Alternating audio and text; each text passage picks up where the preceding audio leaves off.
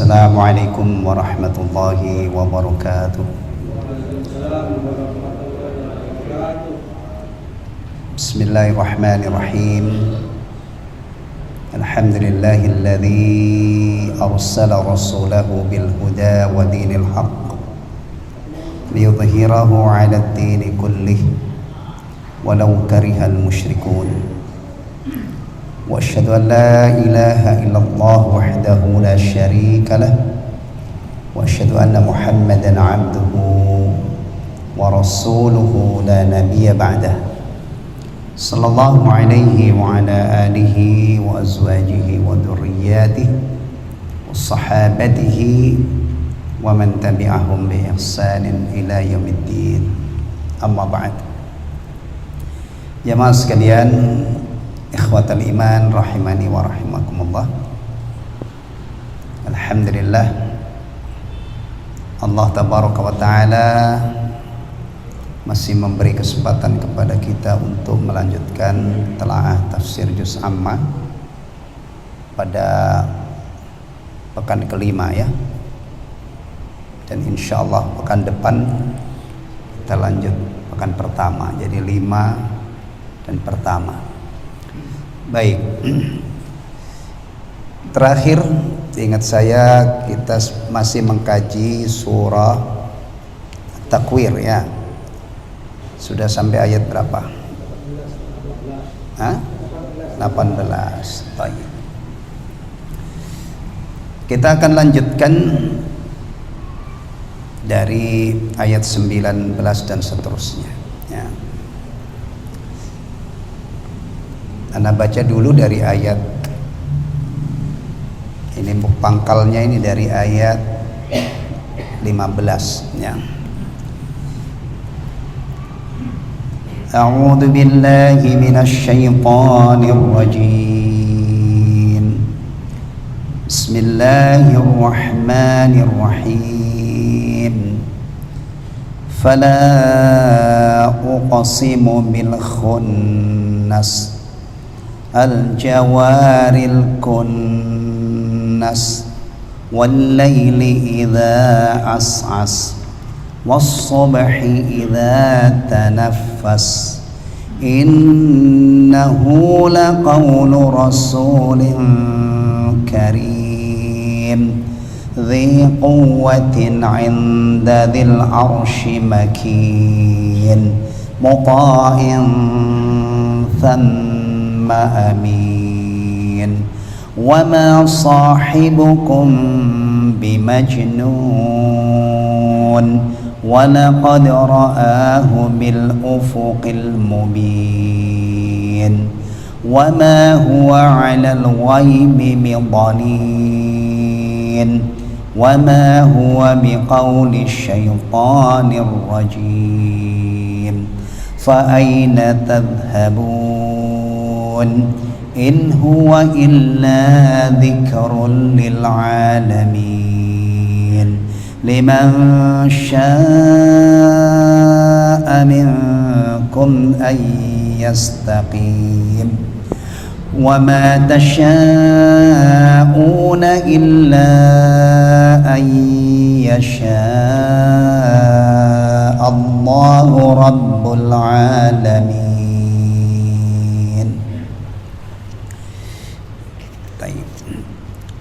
Ikhwatal iman rahimani wa rahimakumullah. Allah tabaraka wa ta'ala bersumpah, fala uqsimu bil khunnas, maka aku bersumpah dengan bintang yang bersembunyi, al-jawaril kunnas, yang beredar ya. Wal laili idza as'as, dan malam apabila telah hampir meninggalkan gelapnya. Was-subhi idza tanaffas, dan demi subuh apabila fajarnya mulai menyingsing. Antum perhatikan, ini sumpah-sumpah Allah Subhanahu wa taala dengan makhluk-makhluknya ya, dengan bintang ya. Kadang-kadang Allah bersumpah dengan langit, ya, was-samaa'i dzatil buruj. Allah bersumpah dengan apa? Matahari, wasyamsi, wasyamsi wa duhaha. Allah bersumpah dengan rembulan, wal qamari idza talaha, dan yang lainnya. Ya, perhatikan, ini persoalan sumpah, ya, ada aturannya. Allah tabaraka wa ta'ala berhak bersumpah dengan apa saja yang Allah kehendaki. Tapi kita orang Islam kalau bersumpah ada aturannya. Jangan bersumpah dengan makhluk. Allah banyak bersumpah dengan makhluk, tapi kita jangan bersumpah dengan makhluk. Kalau terpaksa kita harus sumpah, maka harus dengan nama Allah. Huruf sumpah itu ada 3. Kalau orang sumpah dengan bahasa Arab, wallahi, pakai waw, ya. Yang kedua ba, billahi. Yang ketiga pakai ta, tallahi. Kalau diterjemah ke dalam bahasa Indonesia satu terjemahannya. Baik itu wallahi, billahi, tallahi, artinya demi Allah. Nah, jangan disambung demi Allah dan Rasulullah. Ini sering saya dengar, ya, dan saya berbaik sangka ini salah karena belum tahu, bukan karena melanggar, ya. Namanya orang ini, ya. Kalau syahadah kan la ilaha illallah Muhammadur Rasulullah. Dah. Kalau sumpah cukup demi Allah, jangan bawa-bawa Rasulullah. Itu sumpah, ya. Dan sumpah itu bisa dengan sangat sederhana. Orang menyebut wallahi dan niat sumpah, maka itu jadi. Kalau dia langgar, ada kafaratnya. Kalau dia berani berbohong, bohong tapi diperkuat dengan sumpah, ini dosa besar, yaminul ghamus, ya. Dan juga jangan urusan remeh-temeh istilahnya, ya, gampang-gampang bersumpah. Pedagang misalnya mengabarkan harga suatu barang, demi Allah, ya, ini saya beli sekian. Udah, pedagang muslim jangan banyak sumpah. Pedagang muslim itu hemat bicara. Kalau dia jujur, udah diberkahi oleh Allah Subhanahu wa taala, nggak perlu sampai, apalagi dia bohong. Naudzubillah. Misalnya, ya, demi Allah ini kalau kamu beli 100.000 saya belum untung, tambahi aja 10.000. Padahal dia sudah, ya Allah, ini jangan, ya, jangan. Kemudian bersumpah dengan makhluk itu dijelaskan oleh Rasulullah SAW termasuk bentuk syirik, syirik asghar, sumpah dengan makhluk, ya, sumpah dengan makhluk. Nah, ini dalam surah At-Takwir kita temukan Allah tabaraka wa ta'ala bersumpah dengan apa? Bintang, ya. Kemudian dengan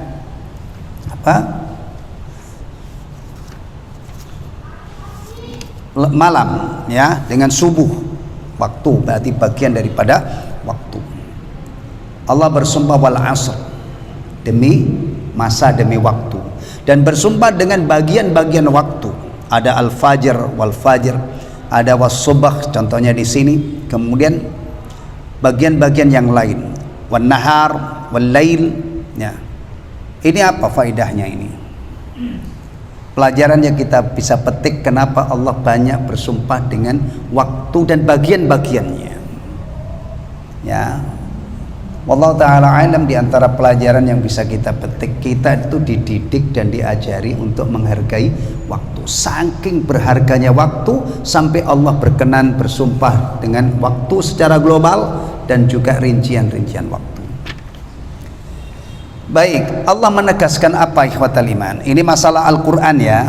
Nih, ayat ini adalah penegasan Allah tentang Al-Quranul Karim, ya. Innahu laqaulu rasulin karim. Firman Allah Ta'ala, innahu laqaulu rasulin karim. Sesungguhnya Al-Quran itu benar-benar firman Allah yang dibawa oleh utusan yang mulia. dibawa oleh utusan yang mulia kepada siapa? Disampaikan kepada siapa? Kepada manusia yang paling mulia, Muhammad bin Abdullah bin Abdul Muttalib, ya, Rasulullah sallallahu alaihi wasallam. Nah, maka begini ya, orang Islam itu pedoman pertamanya adalah Al-Quran. Taib. Kalau kita meyakini tentang Al-Quran, maka sumbernya dari Al-Quran. Yang pertama, Al-Quran itu kalamullah. Ya, untuk sampai kepada Rasulullah sallallahu alaihi wasallam, ada malaikat yang diamanati oleh Allah untuk menyampaikan Al-Quran kepada Rasulullah, Jibril alaihissalam. Di dalam ayat ini Allah menyebutkan Jibril dengan sifat karim, yang mulia. Ini sifatnya Jibril, ya. Taib. Utusan yang mulia, yaitu malaikat Jibril alaihissalam, yang turun dari sisi Allah, sebagaimana yang tertera dalam firman Allah yang lain, wa innahu latanzilu rabbil alamin nazala bihi ruhul amin ala qalbika litakuna minal mundirin. Dan sesungguhnya Al-Quran ini benar-benar diturunkan oleh Rabb semesta alam, ya. Dia dibawa turun oleh Ar-Ruhul Amin, yaitu Jibril, ke dalam hatimu, wahai Rasul atau Muhammad, agar kamu menjadi salah seorang di antara orang-orang yang memberi peringatan. Ini jalurnya ya, kalau kita bicara Al-Quran, berdasarkan Al-Quran, ya. Al-Quran itu diturunkan kepada Rasulullah, sumbernya dari Allah. Yang menyampaikan kepada Rasulullah adalah Jibril. Dah. Ini keyakinan kita. Ya. Waktu diturunkannya juga disebutkan. Biasanya ini kalau Ramadan ya, Al-Quran itu diturunkan di bulan Ramadan. Tepatnya adalah Lailah Mubarakah, malam yang diberkahi. Malam yang diberkahi itu adalah Lailatul Qadar.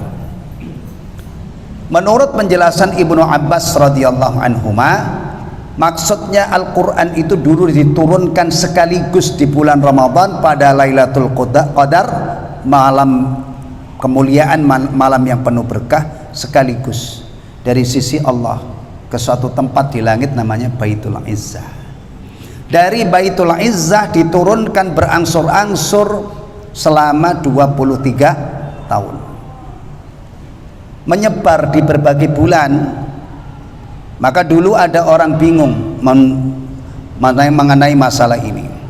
Lah katanya Al-Quran itu diturunkan di bulan Ramadan, dan itu yang mengkabarkan Allah. Tapi nyatanya Rasulullah menerima Al-Quran bukan hanya di bulan Ramadan saja. Ini gimana? Maka dijelaskanlah oleh Ibnu Abbas radhiyallahu anhu dengan penjelasan tadi. Baik. Ya. Baik, ini kalau kita kembangkan lagi ya. Tadi kan disebutkan Al-Quran itu dari sisi Allah, dibawa turun oleh Jibril, disampaikan kepada Rasulullah Muhammad SAW. Mohon diperhatikan. Ketika Al-Quran itu sudah sampai kepada Rasulullah SAW, beliau tidak perlu bersusah payah menghafal seperti kita, seperti umatnya. Sanuqari'uka fala tansa.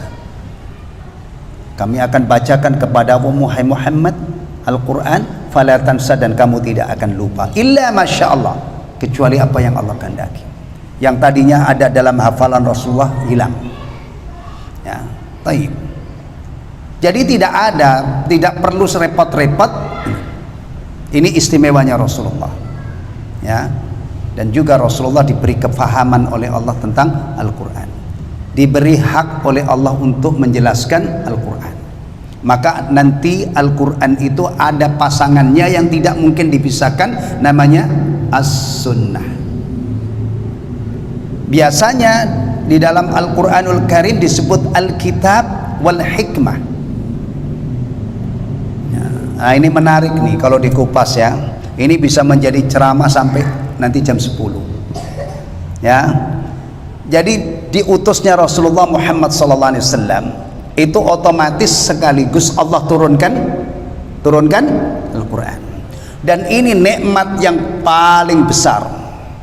Allah kabarkan, laqad mannallahu 'alal mu'minina idz ba'atsa fihim rasulan min anfusihim yatlu 'alaihim ayatihi wa yuzakkihim wa yu'allimuhumul kitaba wa in kanu min qablu lafi dhalalin mubin. Ini kalau dibuat diuraikan di saat-saat seperti ini. Kan kemarin hari Kamis kan libur ya, Maulid Nabi kan. Masya Allah, ini ayat kalau dikupas kita bisa merasakan betapa nikmat diutusnya Rasulullah itu, nikmat yang paling istimewa. Karena di situ nanti Rasulullah akan membacakan Al-Quran, mengajarkan Al-Quran, mengajarkan sunnah, mentazkiyah, membersihkan manusia hatinya dari syirik, dari akhlak yang tercela dan seterusnya. Dan dari sini juga kita tahu sebelum diutusnya Rasulullah itu orang-orang di Jazirah Arab sana, apalagi yang lain ya, itu dalam keadaan hidup dalam kesesatan yang nyata, jahiliyah. Jadi yang memisah masa jahiliyah dengan masa Islam itu adalah Rasulullah Muhammad SAW. Ada Al-Quran ya, ada sunnah, diajari kita tauhid, diajari kita akhlak yang mulia, itu melalui beliau SAW. Ada ikhraj minadh dhulumati ila nur atau minadh dhalal. Ada Allah mengeluarkan manusia dari kegelapan menuju cahaya. Maka Rasulullah itu sering dipuji seperti sumber cahaya yang sangat terang. Karena memang dengan hadirnya Rasulullah mengajarkan Al-Quran, mendakwakan Islam, itu berarti mengentaskan manusia dari kegelapan ya. Anta syamsun, anta badrun, anta nurun fawqa nur, tala'al badru alaina fakhtafat minhul budur.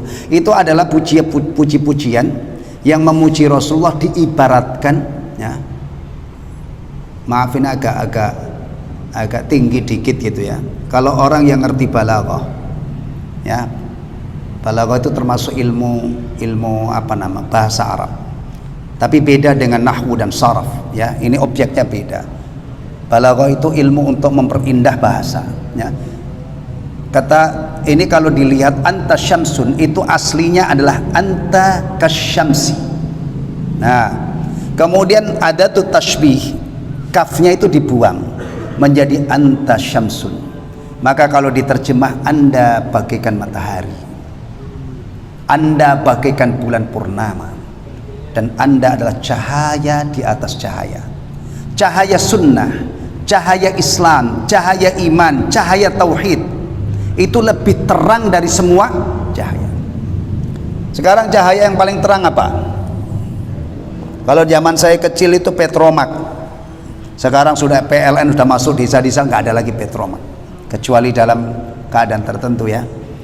Dulu itu neon ya, yang panjang-panjang. Sekarang itu ada yang wattnya kecil tapi terang benderang, LED misalnya ya.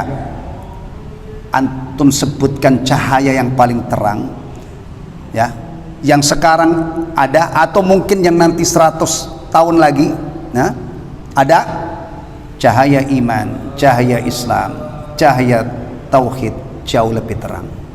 Karena apa? Bisa menerangi hati, menembus sampai ke hati. Baik. Cahaya sunnah juga begitu ya. Ya. Antum kalau sudah saatnya tidur, apa yang antum lakukan? Apalagi tidur bareng istri berdua di kamar. Antum tutup pintunya, matiin lampu. Ya, ada yang punya kebiasaan itu ya. Kan gelap. Tapi sunnah Nabi tembus ke tempat tidur kita. Ya. Iya, kita disunnahkan wudhu terlebih dahulu. Kalau mau tidur berbaring ke sebelah kanan, zikirnya apa? Minimal mati-matinya bismikallahumma ahya wa umut atau amut wahya. Ini Ya nggak apa-apa itu ya. Yang paling sering itu ahya wa amut. Tapi ini matinya itu didahulukan. Bismikallahumma amutu wa ahya. Baca ayat kursi dan seterusnya ya. Berarti kan ketika suami istri ini ya ada di kamar, itu kan gelap. Tapi sunnah Nabi sallallahu alaihi wasallam sampai di tempat tidurnya suami istri ini. Kalau mau berhubungan intim, sunnah Nabi mengajari itu. Berarti hadir menerangi tempat tidur, tempat peraduan suami istri ya.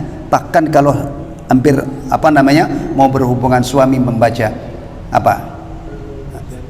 Antum jangan-jangan antum telat ilmunya. Bismillah, Allahumma jannibna syaitan wa jannibis syaitana ma razaqtana. Ya, tapi ini dipakai di tempat yang halal ya. Jangan konyol, orang berzina diawali dengan Bismillah, Allahumma jannibna syaitan wa jannibis syaitana ma razaqtana. Orang berzina itu sudah otomatis dikadali oleh siapa? Syaitan. Ini dipakai untuk istri. Termasuk Bismillah itu dipakai untuk kebaikan. Ya, dipakai untuk dibaca ketika mau makan yang halal. Jangan makan babi mengajak baca Bismillah. Wow, pelecehan. Alhamdulillah negara kita itu masih ngurus begini. Coba kalau nggak diurus, penista agama itu bebas berkeliaran, ya kan? Ada orang bikin konten, kayak nggak ada kerjaan aja ya. Makan babi Bismillah, diawali dengan Bismillah, diperkarakan, dihukum 2 tahun tuh, nangis-nangis itu dia. Ya. Memang tenangnya suatu negara itu kalau antar umat beragama saling menghargai, saling menghormati. Dan kita juga dilarang oleh Allah, bukan larangan negara, larangan Al-Quran. Jangan mencaci maki sesembahan mereka, karena nanti mereka balas mencaci maki Allah. Itu nanti di Al-Adabul Mufrad ya. Tayyib. Nah, ini ikhwatal iman. Ini Al-Quran kita ya. Nah, terus apa lagi? Di dalam Al-Quran juga dijelaskan barang siapa yang berpaling dari Al-Quran, maka mereka akan mengalami kehidupan yang sangat sempit. Ya, itu baru dari ayat-ayat ya. Kalau kita lihat, kita lengkapi akidah kita, keyakinan kita tentang Al-Quranul Karim berdasarkan sabda Rasulullah SAW, ya, ada yang dahsyat, yang istimewa. Apa? Fadilah membacanya, dijanjikan ganjarannya per huruf. Tapi harus ikhlas. Karena Rasulullah juga mengkabarkan ada orang dikaruniai oleh Allah Al-Quran, dia baca siang malam ya, tetapi ketika membaca Quran itu dia ria untuk mendapatkan pujian manusia. Itu dikhabarkan oleh Rasulullah, orang ini dilemparkan ke neraka. Jadi tolong, kalau kita ingin mendapatkan ganjaran dari tilawah, harus diingat pula kita harus mujahadah. Bagaimana tilawah kita itu ikhlas ya. Banyak. Kemudian Rasulullah SAW juga bersabda, Allah meninggikan satu kaum dengan sebab Al-Quran, dan Allah menghinakan kaum-kaum yang lain itu juga sebab Al-Quran. Jadi orang Islam itu mestinya ya, keyakinannya tentang Al-Quran ini, pertama Al-Quran itu sudah tidak diragukan lagi. Kitabullah, kalamullah, diturunkan kepada Rasulullah Muhammad SAW melalui malaikat Jibril, yang di sini tadi disifati karim ya. Barang siapa yang berpegang teguh dengannya dia selamat, bahagia, dan barang siapa yang berpaling darinya dia celaka. Itu kalau contohnya diambil dari sahabat Nabi ya, itu dahsyat. Ada sahabat-sahabat yang dijamin masuk surga, itu pasti orang-orang yang Qur'ani. Ada pamannya Rasulullah SAW ya, divonis oleh Allah dalam surah Al-Masad atau Al-Lahab, sayasla naran dzata lahab, sayasla naran dzata lahab wa imra'atu. Itu siapa orang ini? Dia kelak akan masuk neraka, dan istrinya siapa? Siapa orang ini? Paman Rasulullah, namanya Abu Lahab, kunyanya Abu Lahab. Istrinya kunyanya Ummu Jamil, paman Rasulullah, tapi menolak Al-Quran, mendustakan Rasulullah, tidak percaya kalau Rasulullah itu utusan Allah, dan tentunya di atas itu dia tidak menerima apa yang didakwahkan oleh Rasulullah, yaitu tauhid. Ya, dah. Kalau di dunia ini ada orang di satu masa, ya satu waktu, ya, divonis oleh pengadilan hukuman mati. Beberapa waktu berikutnya dirubah hukumannya. Itu mungkin terjadi. Ya, antum nggak usah senyum-senyum. Pasti tahu siapa orangnya kalau saya sebutkan contohnya siapa, tapi nggak usah disebut. Ngapain? Ini masjid. Ya, kita ngambil pelajaran dari sini. Ada nggak yang bisa membatalkan vonis Allah? Sayasla naran dzata lahab wa imra'atu. Ayo, siapa yang bisa membatalkan? Siapa? Gak mungkin. Pasti nanti pada suatu saat apa yang difirmankan oleh Allah ini terjadi. Dan antum tahu, surah Al-Masad ini dijadikan dalil oleh para ulama bahwa Al-Quran itu tidak pernah bohong. Ayat ini, surah Al-Masad ini adalah termasuk salah satu bukti kebenaran Al-Quranul Karim. Kenapa? Ketika Allah menurunkan surah ini, Abu Lahab dan istrinya itu masih sehat walafiat. Sehat walafiat. Ternyata memang dia matinya juga dalam keadaan tidak beriman. Kalau seandainya ayat ini menyatakan saya selana rondata lahab, tapi belakangan Abu Lahab dan istrinya masuk Islam, atau salah satunya istrinya masuk Islam atau Abu Lahabnya, berarti Al-Quran nggak apa namanya, nggak benar. Akhirnya Abu Lahab itu matinya tidak bersama gerombolannya yang tewas di perang Badr.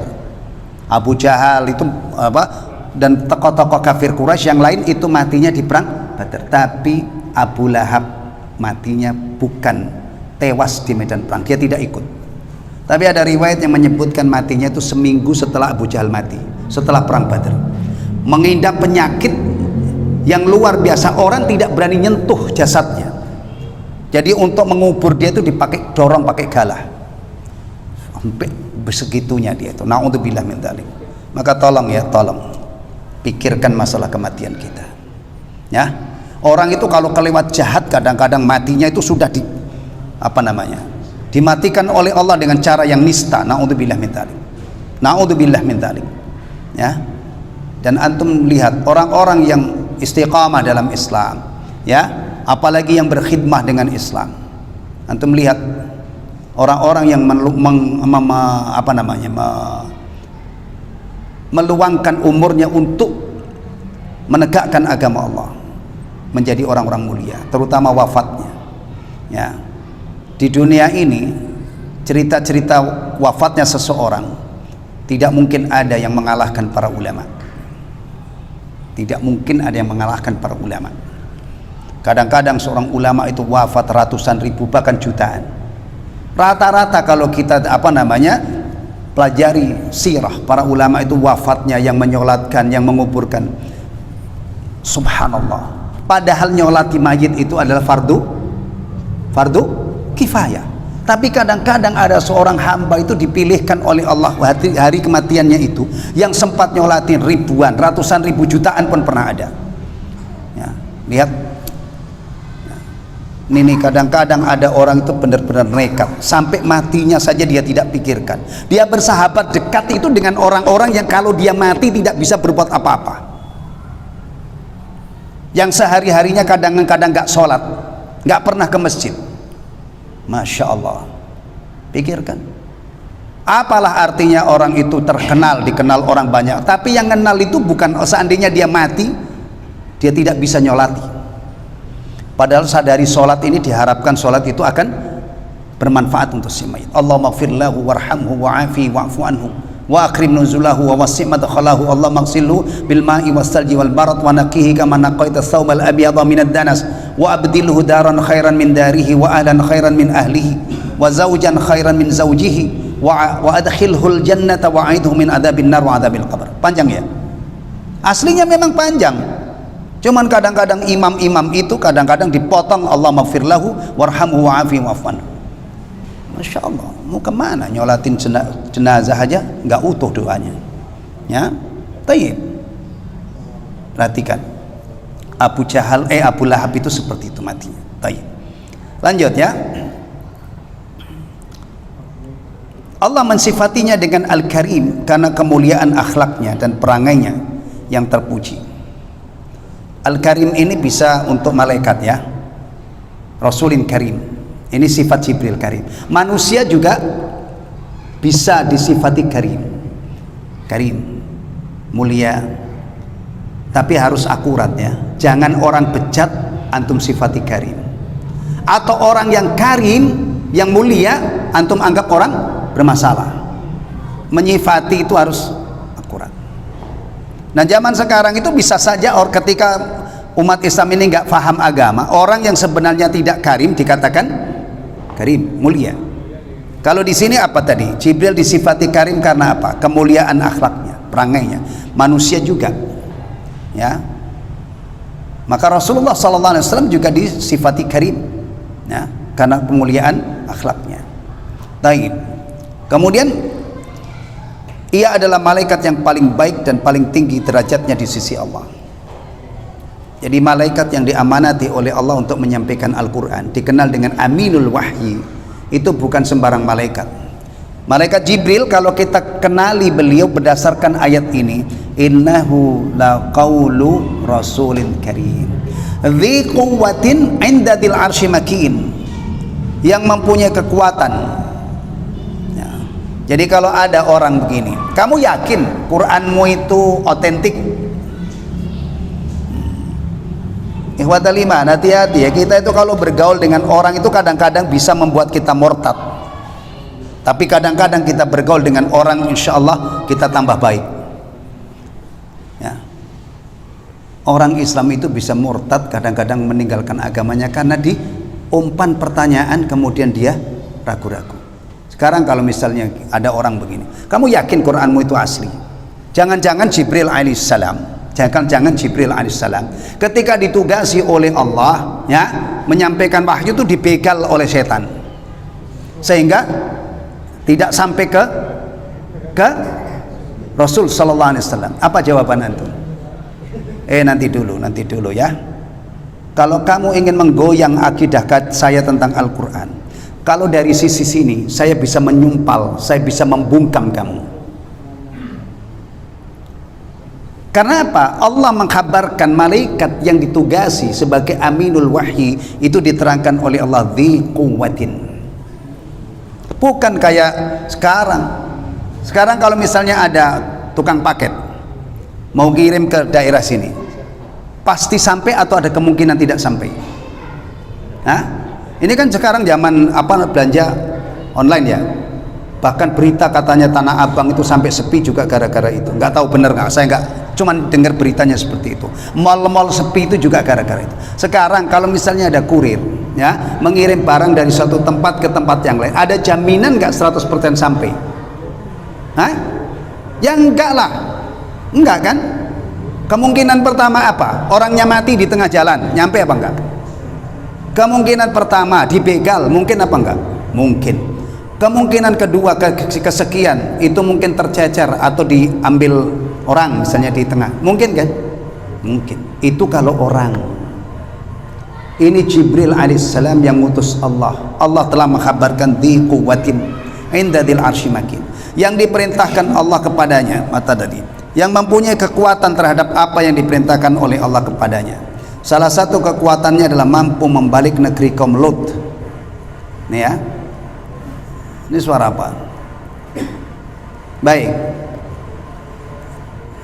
Negeri kaum Lut disebut oleh Syekh Abdul Rahman As-Sa'di sebagai contoh keperkasaan kekuatan malaikat Jibril.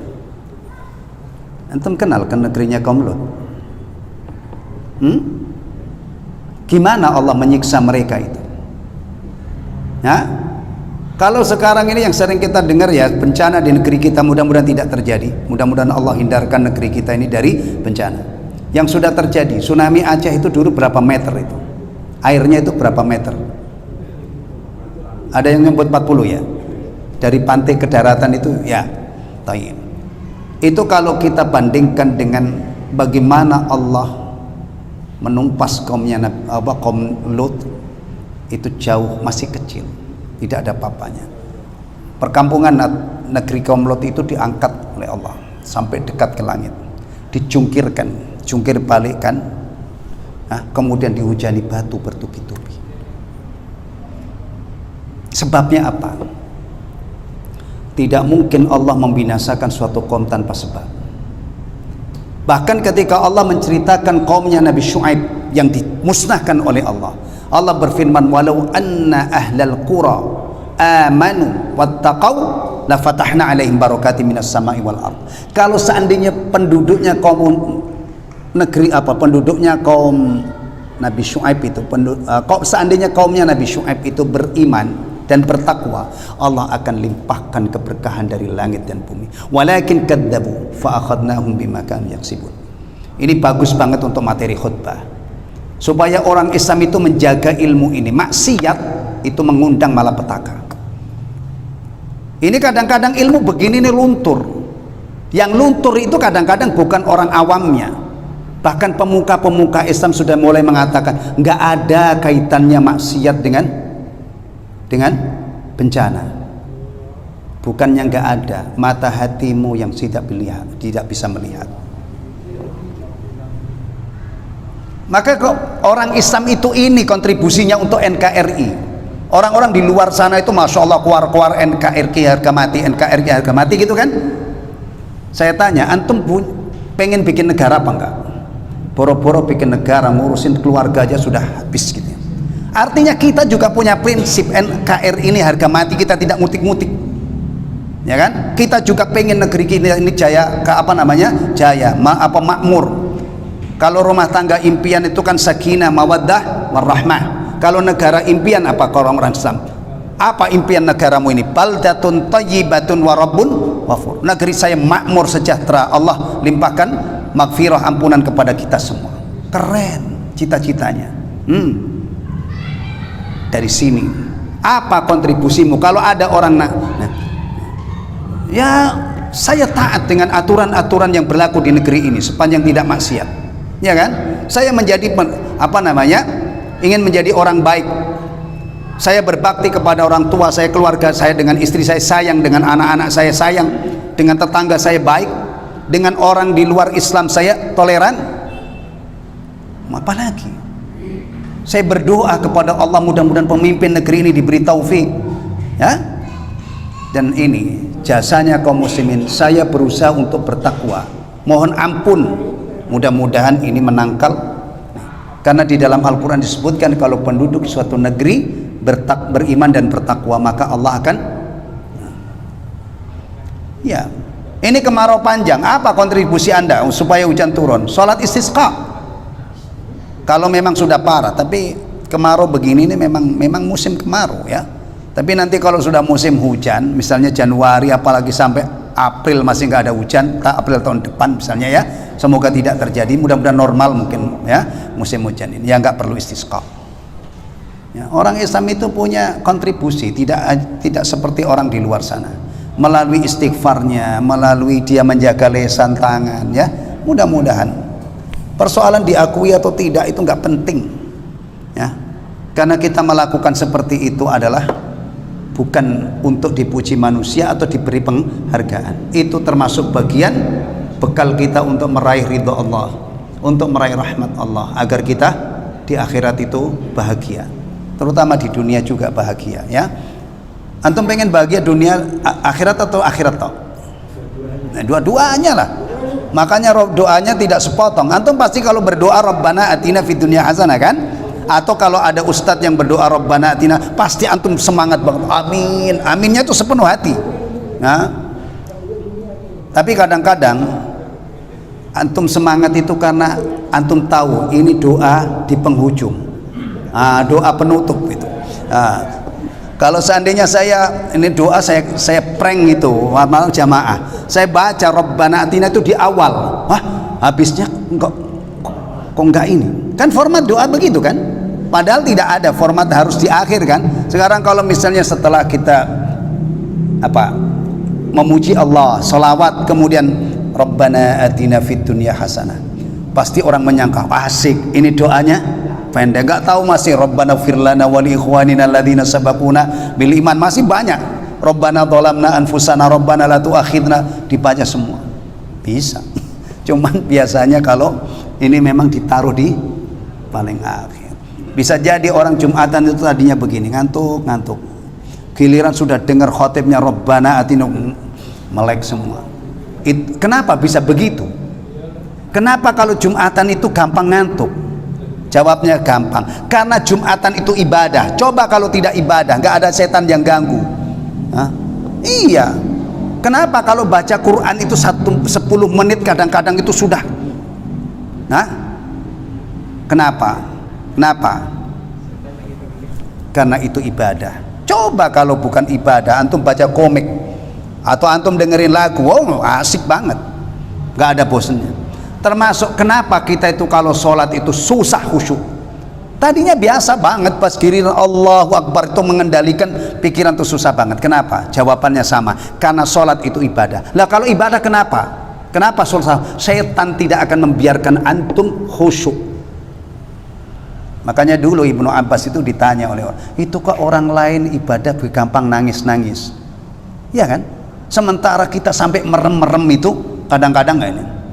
Itu di Google itu, upload di YouTube ya, Buya Yahya yang dari Cirebon itu ya, yang punya itu sering sampai membahas boleh nggak sholat itu sambil merem. Antum pengen khusyuk merem-merem begini, tambah rame bang, tambah parah. Ya, nah karena sholat itu ibadah.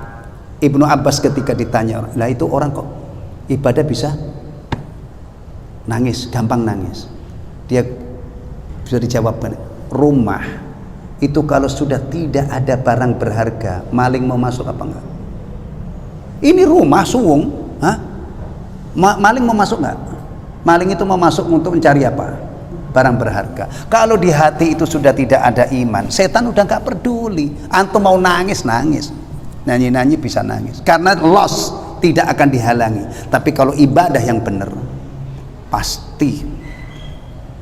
Kalau antum berani mengatakan, oh kalau saya ini sholat mah khusyuk banget, saya senyum-senyum aja kalau ada orang berani mengatakan, ente siapa? Ya, pasti kita sholat itu sodaqah Rasulullah. Komandang adzan, setan lari terbirit-birit sampai terkentut-kentut. Adzan selesai balik lagi, iqamat berkumandang minggir lagi, pas takbiratul ihram hadir lagi. Ingatlah ini, ingatlah itu, ingatlah ini, ingatlah itu. Itu kan yang antum merasakan.